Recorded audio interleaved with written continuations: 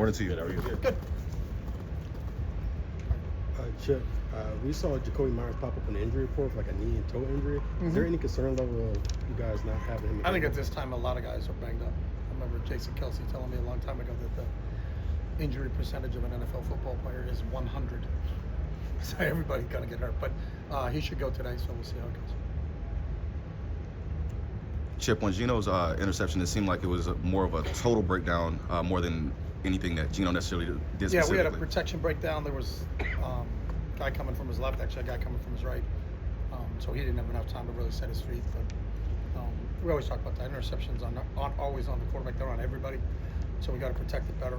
We had a miscue with the route, so it was a compilation of a few things. So besides that, I thought Geno played a really clean game. Completed almost 75% of his passes. Was really efficient throwing the ball. Did a nice job, especially got to his fourth read on a touchdown pass to Mike. So I was really happy with how Geno played. Focus is always, it feels like it's always on Patrick Mahomes and the Chiefs offense, but they've played good defense for a long time now. No question. Chris Jones, that's his name. Right. Chris Jones. If anybody doesn't know who he is. Yeah. And there's a bunch of them. Trent McDuffie's a perennial Pro Bowl player, and Spags has done an unbelievable job. And he's one of the top defensive coordinators of all time in this league. So, and they've all been together for so long. So I think you're spot on. I think that defense doesn't get enough credit, and we understand it's an offensive game, and so the Mahomes and the Kelseys, who deserve it too, but there's some really good players and really good coaches on that side. What is the challenge of going against a Spagnuolo defense? I think with Spags is that he does everything, but he does everything well. There are some people that try to dabble in everything, and they're not good at anything, but he has a way, and whatever his system is, that their players truly understand what they're doing. They work in sync all the time. Linebackers will drop as deep as defensive backs. Defensive backs will play up front. I think they can mix and match who's playing what positions. You'll see a linebacker as a D lineman. It all fits together when you watch the tape of the 11 guys all working in unison. But then one of the things that struck us when I'm just looking at the depth chart overall is how many years everybody's been there with him. And Bolton's been there for a while. Tranquil's been there for a while at linebacker. Chanel's playing really well at linebacker. Chris has been there for a while. Karlaftis, another Pro Bowl player at the other defensive end, to go along with McDuffie and the guys in the back end. So they all are. It's really, really well coordinated. They'll give you some blitz zero, but they don't do it all the time. They'll give you some cover two. They don't do it all the time. They'll give you middle close cover three. They don't do it all the time. They'll give you some man, but they don't do it all the time. They really give a lot of different looks and do them all very well. So it's tough to say, hey, when we get to this area of the field, this is all we're going to get, because he's so varied in what he does and his approach. That's what makes it difficult. The variety of what he can come after you with, there's a lot of it. So our guys got to be prepared for everything. Chip, going back to Jacoby, his numbers have gone down over the last 3 weeks. Is it because how defense are playing against him? Like, what do you think? It's a combination of that. I think we've run the ball a little bit more in the last 3 weeks. So when you're running the ball, you're not throwing the ball, so you can't run and throw at the same time. So it just depends on what the game plan is and where we are. Some of the games, the Chargers game when we were behind, we threw the ball a lot more in that game just because it was a 2-score game and we're trying to get back into games. So a lot of it sometimes ends up being a byproduct of the game. When you're in a close game like you were against the Bears, or up like you were against the Titans, you're obviously going to run the ball more than you throw the ball. So I don't look at it on a week-to-week basis. I look at it over the season. He's obviously our wide receiver one, and I know everybody that faces us and the coverage and the attention that he commands. I think everybody else in the league knows that too. And speaking of talking about Ashton Jeanty, just like what has stood out to you over these last few weeks? Do you see him getting more comfortable? Yeah, I think any rookie at this point in time is just getting more comfortable. We're all a byproduct of our experiences, and the more snaps he gets, he didn't play a ton in preseason. In the off-season program, it's not live. So the real action started when we started to play the Patriots, and you've seen him steadily improve from week 1 to 2 to 3 to 4. And that will hopefully that improvement continues as long as we go through this whole season, because the more experience he gets, the more reps he gets, the better he becomes, which is a great thing about him. He's a real coachable guy, and it's just a matter of getting him as much experience.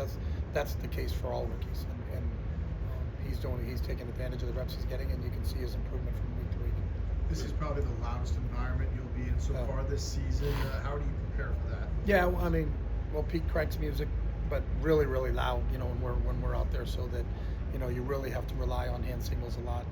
You got to be really, Geno's got to really get it enunciated in the huddle, you know, so our guys know what to do. And then when we get to the line of scrimmage, we've had experience. Obviously, it's a division opponent, so you know these guys have been there before, except for probably Ashton. Everybody else has been there or spent a game there or played a game there, and it is probably the loudest in the NFL. So our guys got to be prepared for it. So the only simulation you can do is to really crank it. You know, I think we'll be inside today, but one of the reasons Pete wants to be inside is to make sure that we can make it so loud to try to simulate, you know, what it's going to be like there. So, and you can never really simulate it, but you can try to get as close as you can. And our guys have to be really sharp, okay, with our cadence, with our communication, and making sure we're all on the same page. Chip, I know you've dealt with this in college now in the NFL, but bringing the challenge of sometimes bringing a freshman or a rookie along while also trying to win games.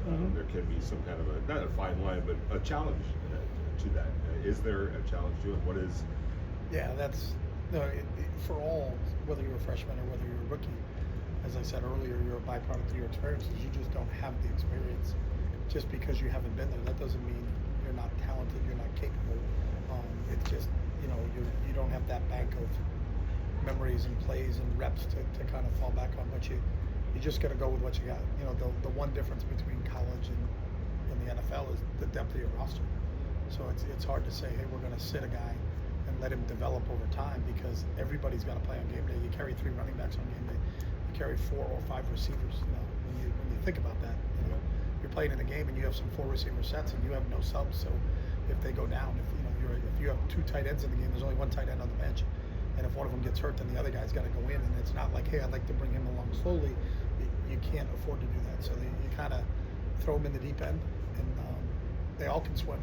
You know, some swim better than others, but they continue to get better and better. As I alluded to earlier with Ashton, I think you can see improvement on a weekly basis, and he'll continue to grow because he is so talented. So I think that's part of it. 2 of those receivers that you're talking about are rookies. The 4 wide receivers are rookies. How are they coming along? And same thing. They're in the same boat. The 3 of those guys, you know, Jack and Dante and Ashton. Obviously, Ashton has got a lot more reps, deserved reps, you know, at that spot, but because we have a little bit of depth with Trey and Jacoby out there. So it's the same thing for all those guys. It doesn't matter what position you are. When you're a young player in this league, it comes at you fast. You know, you look at Cam, and I think Cam will, for the Titans, is going to be a really good quarterback in this league. But you know, I know how hard it is to play quarterback when you're a 10, 12-year veteran in this league, and to see him come in as a rookie and actually function and operate, you can say, wow, that's impressive, because you know there's a lot of things that defensive coordinators are throwing at people nowadays, and to be able to decipher it all while the play clock's going down and the crowd noise and all the other things is that's a pretty tough task. So you know, for anybody that's playing as a rookie, whether you're an O-lineman, running back, receiver, quarterback, whatever, my hat's off to you, because this is hard. Last week you guys had to deal with Simmons. This week you mentioned Chris Jones. How much stress and strain does that put on the interior Same of that thing. offensive line? I think, you know, I think sometimes when you have a defensive end, you can slide protection to him or run away from him. But when the guy's smack dab in the middle, that makes it really difficult. And Simmons is as good as I saw. And I said that last week, and then not looking forward. And then everybody knows of Chris. And then, you know, the second week to go against one of the top interior defensive linemen in the league it's a challenge for all those guys. It's a challenge for Jordan and JPJ and for Dylan on the inside there. And you know, it's really similar to playing Simmons from one week to the next week. You don't get a little reprieve, so that's just part of the deal. I mean, he's a talented footballer. What's it been like working with wide receiver Chris Beatty and the work he's done with those guys? Yeah, I think Chris done an outstanding job. He's sharp. He's a really, really smart football coach. He's got a great football IQ. You know, and he's been around some really good people. He's got some really good ideas. A lot of the stuff we do is because of what, you know, he brought from some of the other places he's been in, and really good packages. And so, you know, with the youth in his room, how he's brought those guys along, it's been really impressive to watch. That's good. Thanks, Chip. Thank you. Thanks, guys.